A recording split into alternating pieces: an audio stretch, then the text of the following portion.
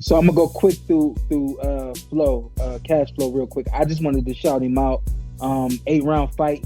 He went the distance. And what I saw in this fight from Flo was I've seen this kid since he was like 10, 11 years old. I've been seeing him forever.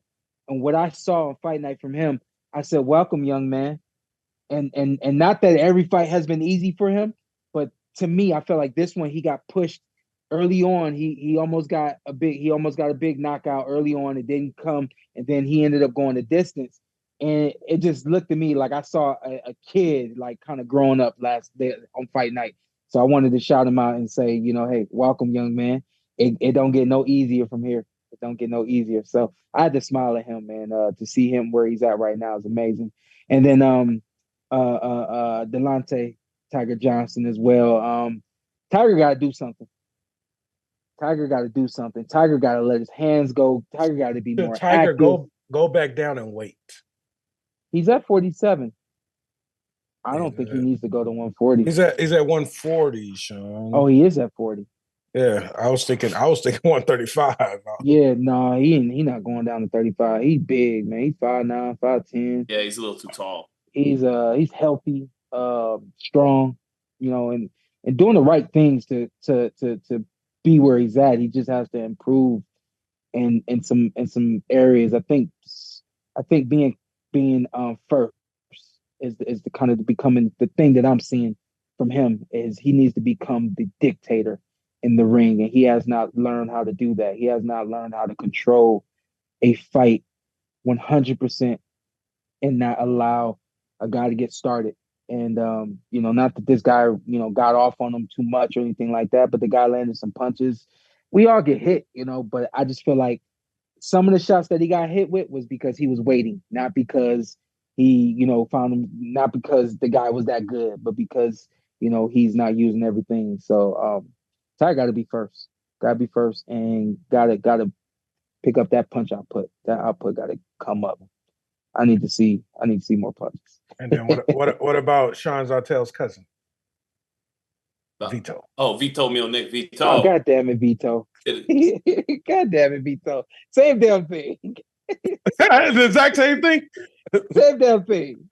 Yeah, well, Vito was on his jab. He was on, go ahead, Zittel. He was on his jab, but, God damn it, what Vito. you just said about Delonte Johnson, Tim was kind of, during the commentary when I was listening on the undercard, Tim was talking about with Vito that you can impose yourself on this guy in the center of the ring and be the guy more on the front foot without giving up your height, without having this shorter guy get underneath you and on the inside. There's a way to dictate off your jab, to hold the center of the ring.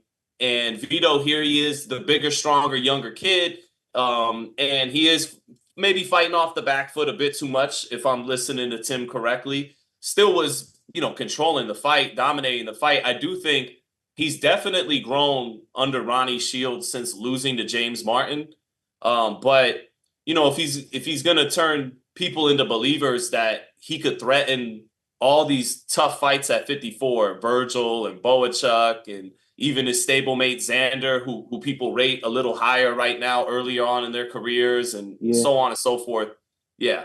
I thought about that when I was watching the fight. I'm like, Vito is supposed to be at a higher level than Xander. And Xander just kind of shot right past him. Obviously, we already know that performance dictates everything. And we know that Vito took the loss. But I feel like Vito has continued to underperform. To Tim's point, he's not imposing his will. He's not taking control of the fight. Just like my boy Tiger. You got to take control, guys. You're like, y'all young, y'all vibrant, y'all got a whole lot in y'all bag. Right. Y'all got to take control and stop fighting off the back foot. There's no reason to fight. Yeah, I was frustrated on fight night, man. Both them guys just not doing more. Not doing more. You got to do, both those guys got to do more. I want to say this too about Tim, because I was talking to somebody the other day and he said, Tim get on TV talking about stuff that he never did. He talk about guys got to need to do this and need to do that, and he never did it. I said, I didn't say nothing to the guy because I respect my elders and I respect this man 100%. But I'm going to say it now, and I hope I don't get in trouble. But gotta understand that and even myself, you saw the good thing about me, I think, is that people got to see me do a whole lot of things. You got to see that I was capable of doing a lot. So when I say this guy need to move, this guy need to counterpunch, this guy need to do this or that, you see me do it. And so I guess they're bringing it's kind of for the sake of words, it's justified when I say it. But when you haven't seen Tim do certain things, you got to understand that even though Tim is extremely intelligent in the game, he himself, the things that he says other people should do, that wasn't his style. That wasn't who he was. It wasn't his DNA. It wasn't a part of him. But it don't mean he don't know what he's talking about. So when you hear Tim talking about counterpunch this, think that, if there's things he's saying that you didn't see him do, don't worry about that. He's intelligent enough to understand what that guy should be doing. Yes. Now, he's not telling based on what he did or what he could have done.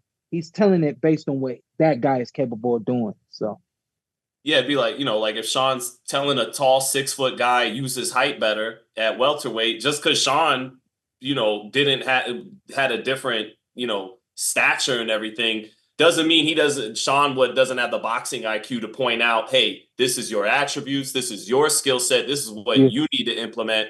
And that off the strength of fighting 20, 25, 30 years. Yeah.